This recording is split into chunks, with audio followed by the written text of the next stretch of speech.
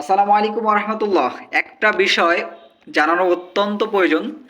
এই যে আমাদের ফয়েল পাটালিটা, যখন আমাদের গাছিরা এই ফয়েল পাটালির মধ্যে গুড় ঢালে তখন দ্রুত শক্ত হয়ে যাবে জন্য দ্রুত এই ফয়েল প্যাকেটের মধ্যে ঢেলে দেয়। তো আমরা এটা শুকানোর পরে পরবর্তীতে আমরা নিয়ে এসে মাপি। তো এই যে ফয়েল পাটালিটা দেখতে পাচ্ছেন 1 কেজি 56 গ্রাম। অপরদিকে যদি আমি আরেকটি তুলে দেই, এটা দেখেন যে এটা হচ্ছে 951 গ্রাম। এবার যদি দুইটা একসাথে তুলে দেই তাহলে 2 কেজি 6 গ্রাম। তো আমরা সর্বোচ্চ চেষ্টা করি বেশি দেওয়ার জন্য।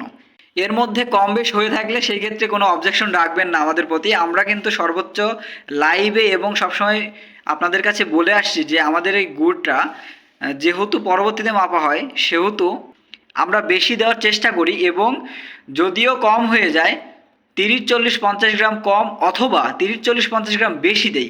আমরা সবসময় চেষ্টা করি যে আপনাদের বেশি দেওয়ার জন্য।